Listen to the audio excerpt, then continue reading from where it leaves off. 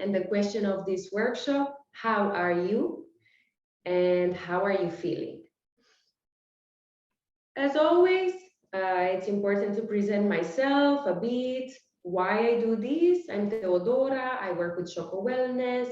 I'm a psychologist for more than 11 years now, and I've been working with so many young people, young adults, as a clinical psychologist, a cognitive behavioral therapist, and I build up my mission to empower as much people as possible.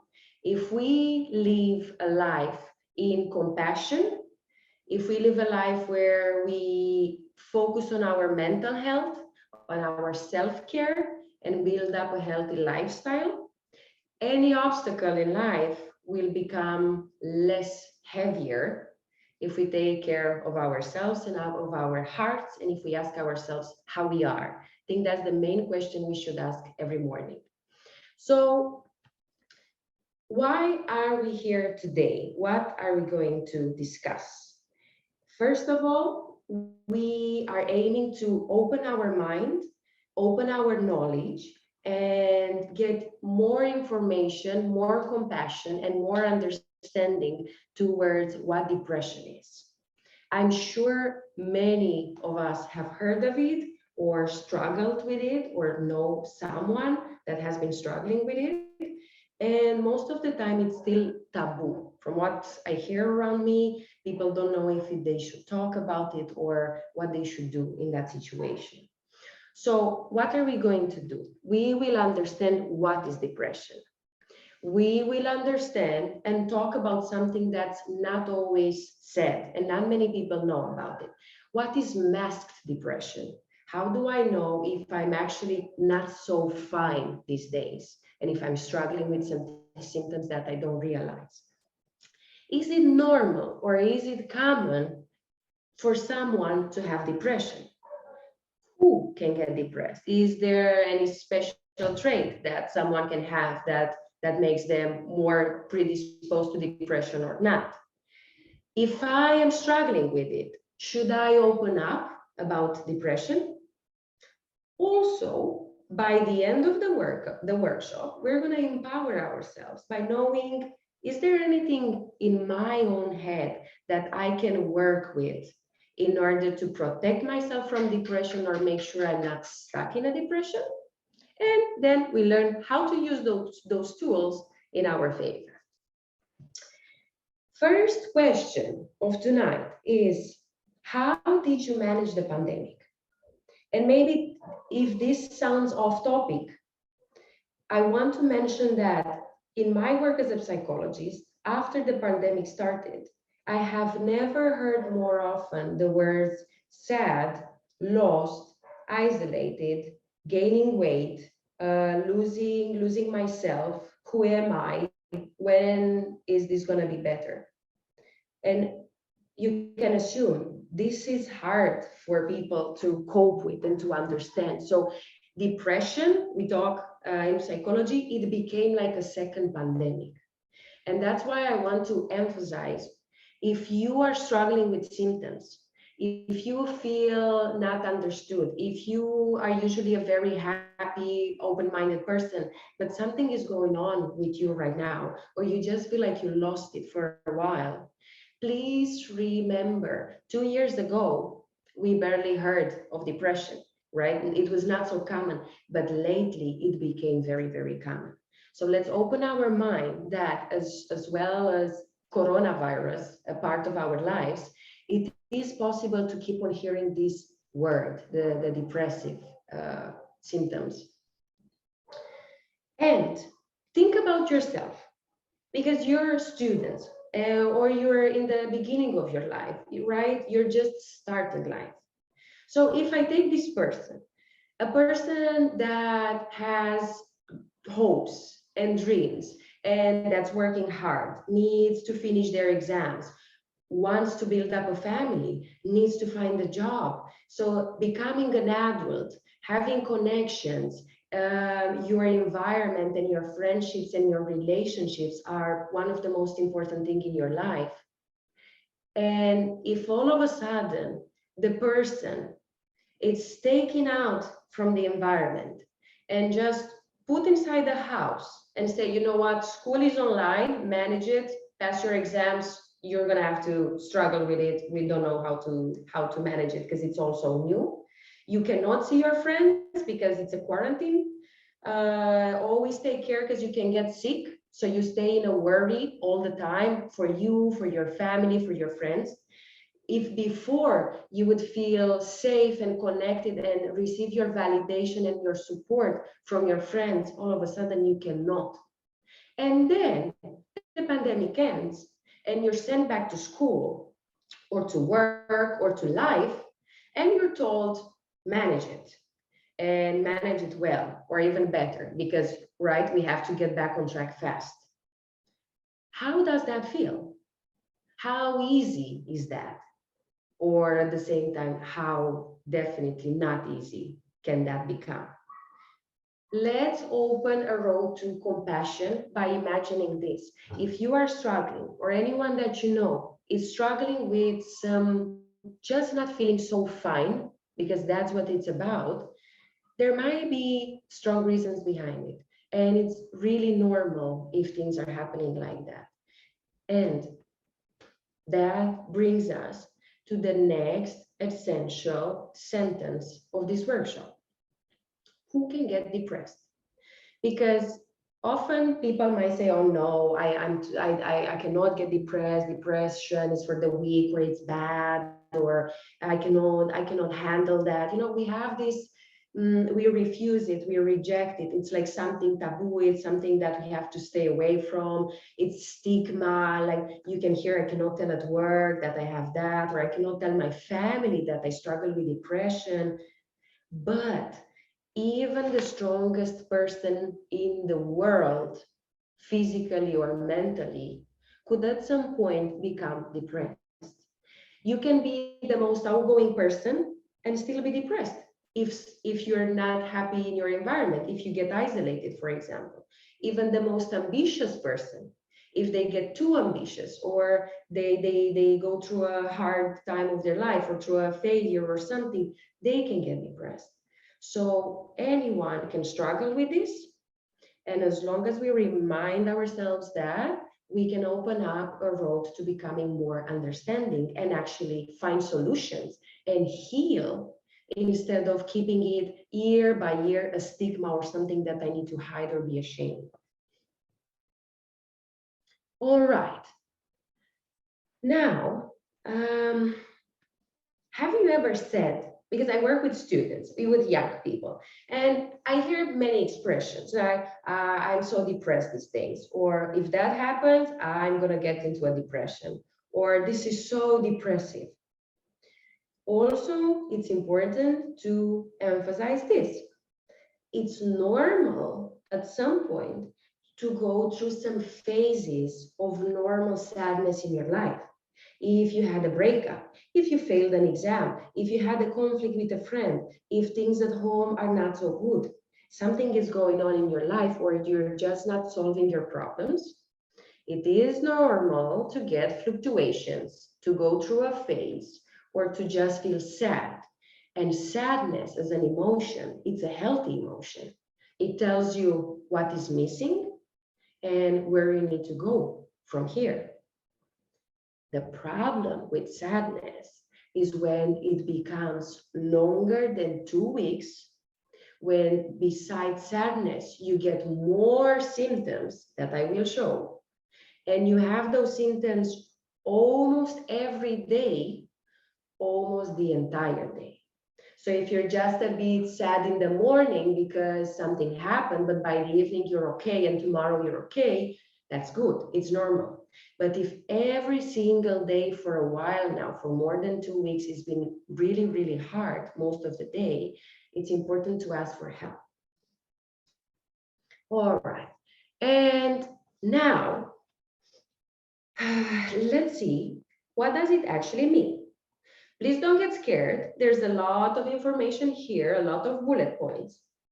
But if you follow me, I will super simply explain them. Really, really easy. Easy to understand and see in yourself or in others. Has it ever happened in the last 2 weeks, as we said, right? To feel sad, to feel empty, to feel hopeless, or to just feel all of a sudden the need to cry, an increased need to cry? Did you do before things that you enjoyed, from physical activities, outdoor or inside, for your mind and for your heart, but all of a sudden just nothing seems to trigger excitement to you? Did it happen that you gained some weight and you're just eating more than usual, or you just keep on gaining weight without knowing why? Or the opposite, are you losing weight and you lost your appetite and you cannot explain why? Is it possible that it's super hard to fall asleep, or if you fall asleep you wake 3 4 times per night and then hard again to fall asleep? Or the opposite, you're sleeping 8 hours and when the alarm comes, you just need to snooze and snooze and snooze, and this is affecting your life. And you could even sleep like 10 12 hours and still wake up tired. Does it happen that you can't find your place, that you sit down and you feel agitated, you cannot find that relaxation in your body? Or the opposite, you've become so slow and your tone of voice slower that other people could see it, or you have lack of energy most of the times and it's just so hard to motivate to do things, or you feel very guilty for basic things, just for not being able to do a small task. You feel extremely guilty or worthless as a person, and that blocks you from growing. Do you have a problem with your focus? This we will discuss a bit later. Stay with me, that's important. Focus, it's so important in everything we do when we're students. Is it possible that lately you just can't keep your attention, or after like 5 10 minutes you lose it and you have to change and you cannot finish your project? Are you ever thinking of that, or suicide as an option? And is your life becoming affected truly by what's going on, your relationships with your family, with your school, or with your work? If any of those, if you have 5 of them, you might struggle with depression. But how about discussing as a young person about masked depression? Has anyone here in the chat? Because always it's important to connect, and it's important for me to read your answers and to know where are we standing. Could anyone tell me, do you know what's a masked depression, or have you ever heard of that? I'm curious if it's a yes or no. I'm curious if it's something common or no for people, because I will start explaining it and I will be curious to hear your answers from now on. Are you finding yourself snapping on people without having a true reason? You just become annoyed? Are you having very negative reactions, like if a colleague or if a friend said one small thing to criticize you?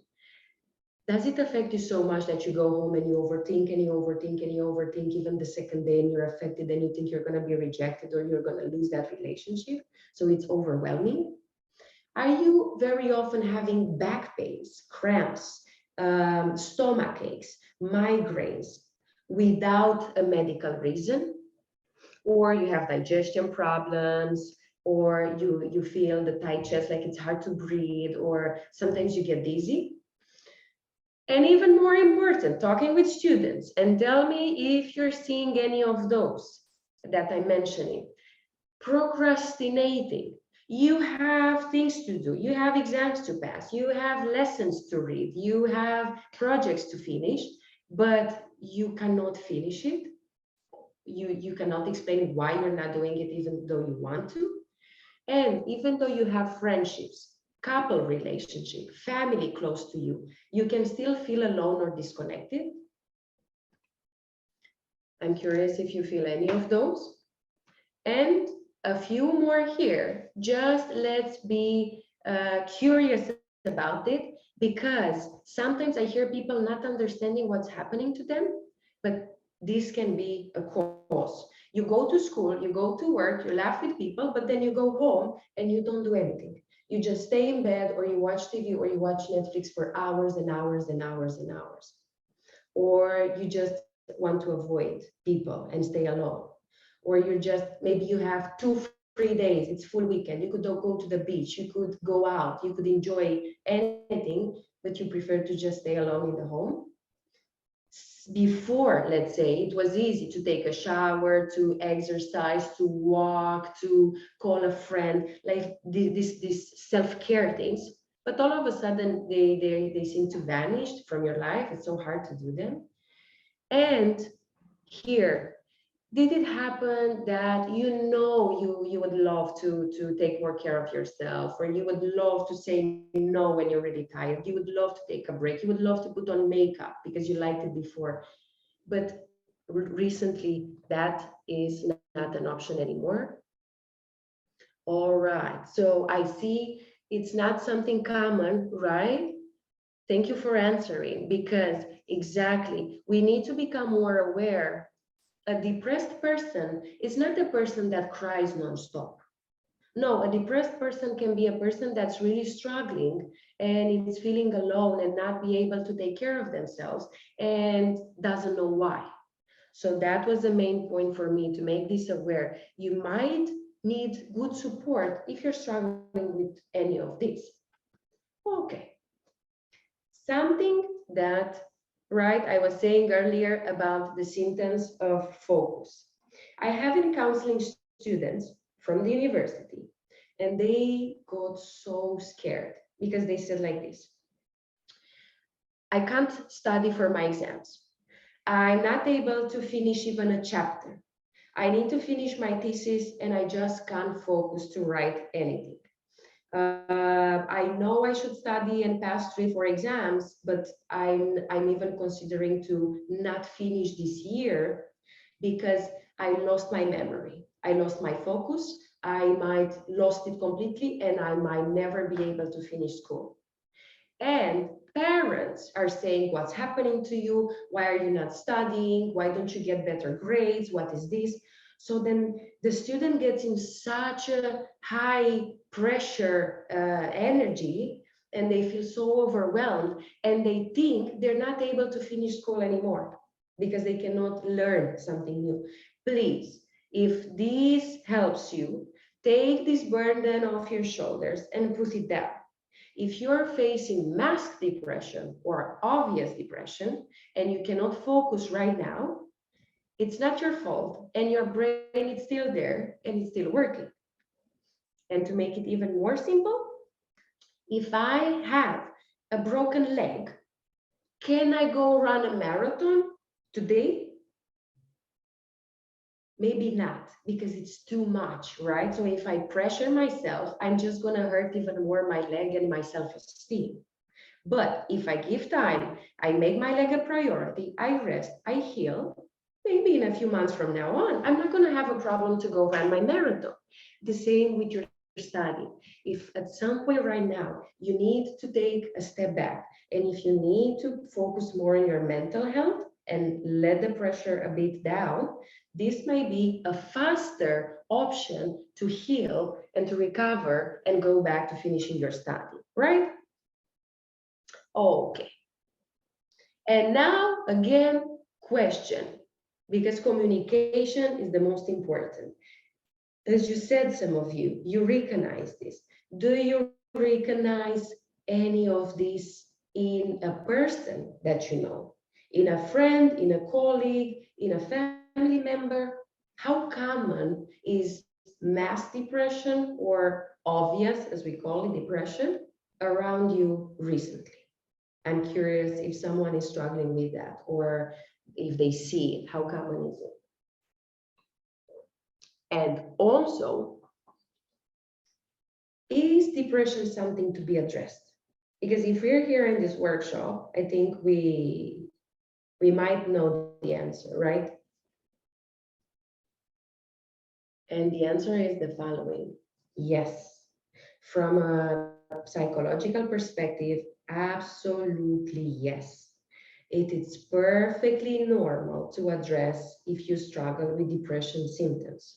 Because if you wake up with a swollen, I don't know, swollen arm, a swollen leg, or you have an infection in your tooth, it's perfectly normal to take some time off to explain to your boss, to explain to your teacher, to explain to your family that you're in pain and you're struggling, so you cannot do everything at your maximum performance, right? And no one will judge you or criticize you for that because it's normal, it's a physical struggle.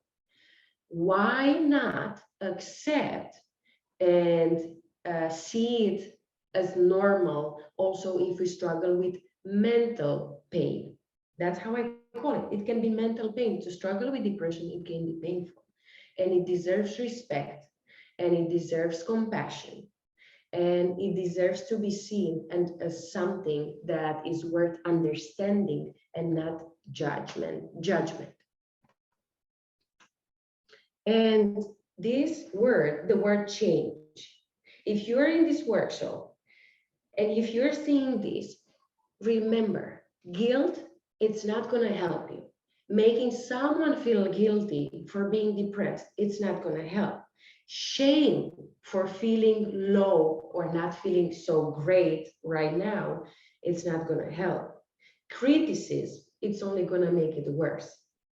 So what we're doing together today, it's opening our minds and our hearts to understand and to create more compassion and a more the bigger picture about that, right? If I need to heal from something, I first need to accept it.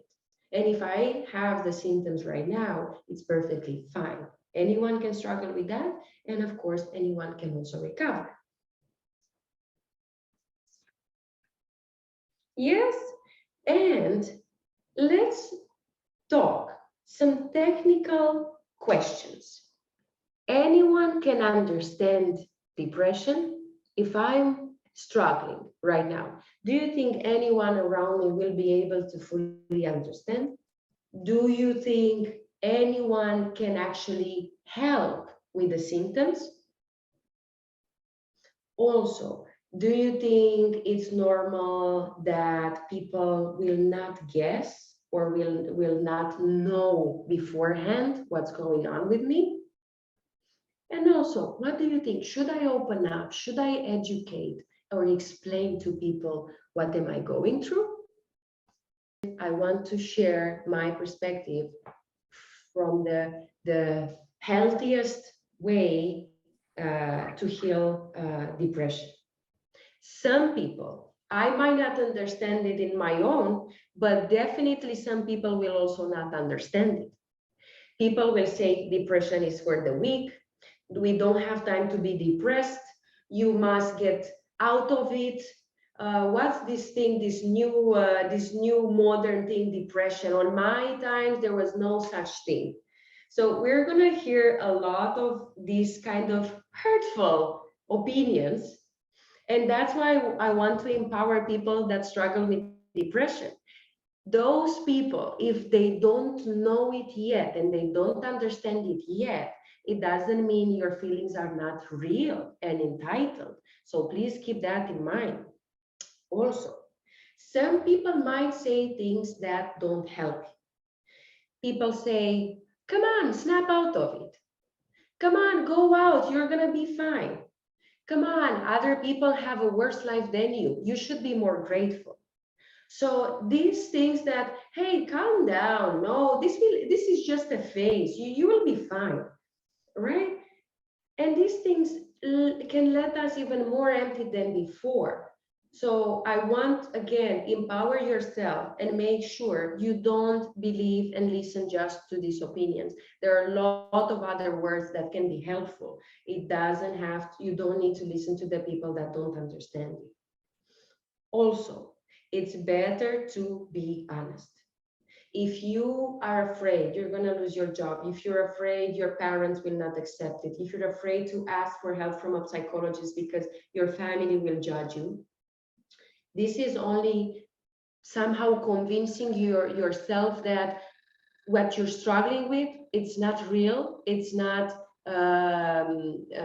it's not, how could I say it, dignified enough. But you are entitled to receive help, and you are entitled to be honest to people that you're struggling with this. If you had a broken leg, you are entitled to go to the doctor. If you're struggling with depression, you are entitled to get any form of support in order to feel better. Yes, please keep that in mind. And sometimes you will need to educate people around you. Maybe your mother will say, why are you not finishing school? Why are you procrastinating? And you're just depressed. You might need to explain that right now what you need is more support and more understanding. Or your partner or your teacher might say, hey, you're not doing enough. What's going on? You might need to explain that you're just not feeling so fine right now, and that is fine. All right. So we covered some important questions around it to open our minds over it, to create openness and education over it. It all starts with information. If some people will definitely not help me and judge me maybe and not understand, some people will help. Even simple basic support can help me feel better. Always try to ask from your trusted friends, from a family member, from a trusted teacher or a mentor help. And if you have access, for example, a student in the University of Aruba, this is a wonderful opportunity. You have an entire team of psychologists from Shoco Wellness that can help you with that, and you deserve to feel better. So contact a health specialist, a coach, a mentor, a teacher, a friend, and discuss about what is a struggle for you. Support heals.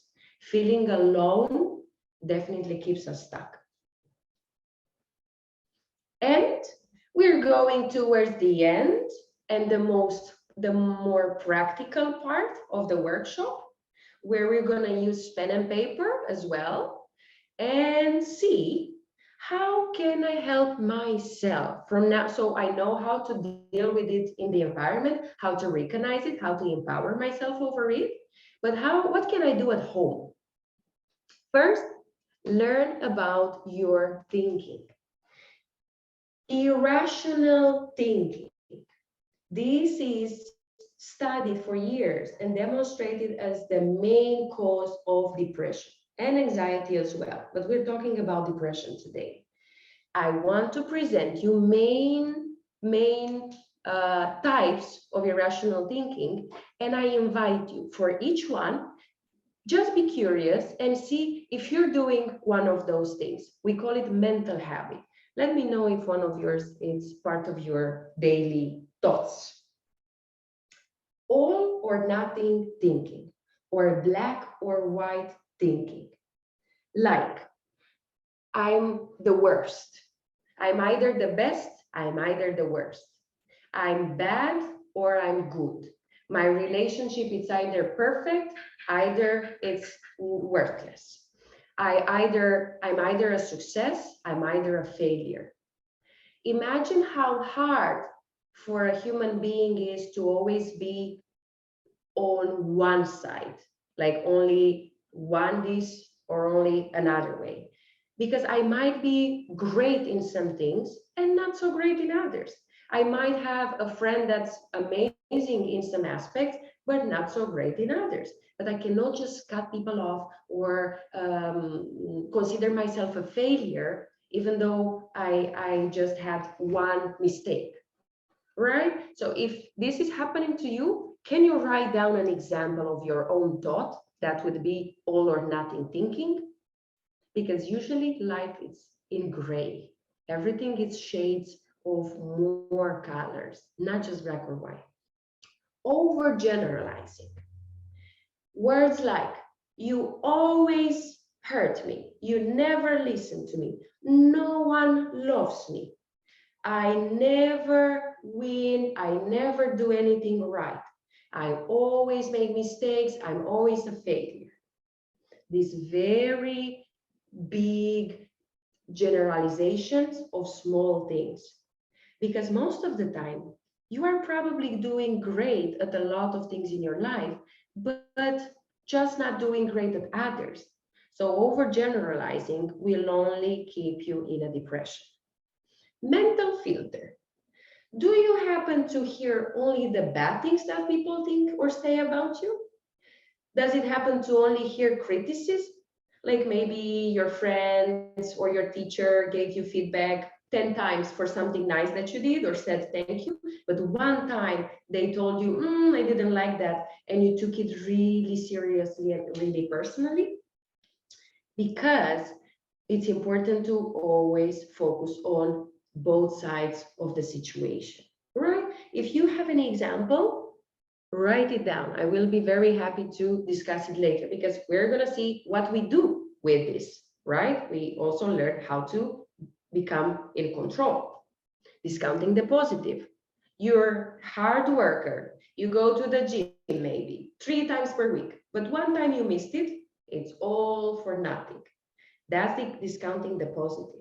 Or maybe you failed one exam, but last year you passed all of them. And then you consider, no, this is for nothing, or I'm not going to pass, or I'm not able. But you're forgetting to see also all the good things that you're doing. Yeah. And just for more, because it's important to have knowledge, jumping to conclusion. I could never survive if I failed this exam. If my boyfriend or girlfriend left me, I would never recover after this trauma. If I disappoint my mom, or if my mom finds out I passed or I didn't pass an exam, it's going to be tragic. So before actually the thing happening, you're already jumping to the conclusion that it's going to be the worst. And the question is here, why would it be the worst?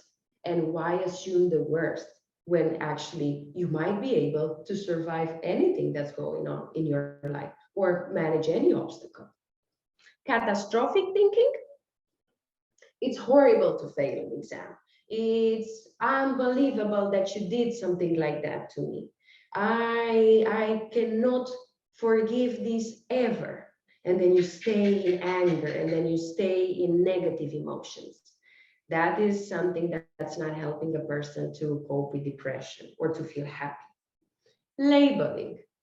Life is horrible. I am ugly. I am a failure. I am worthless. I am incompetent. These are labels. These are hurtful.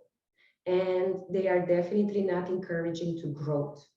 And these are one of the most essential factors that keep people into depression. If you say bad about yourself, you're going to feel bad. So that gives depression. If you start being kinder, you're just going to feel better. And should statements.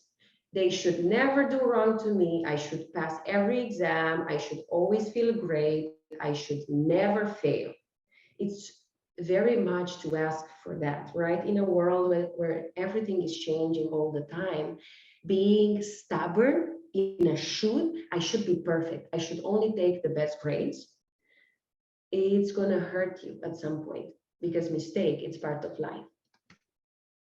So with all this information, let's address it. We have a few questions, 4 main questions that we use to go from irrational to more realistic thinking. Can you choose one sentence, one thought that you know it's hurtful, that you know it's irrational, that you know it's not really good for you? Do you have proof that's true? Like, for example, all or nothing thinking, I'm a horrible person. Is there proof that I'm a horrible person?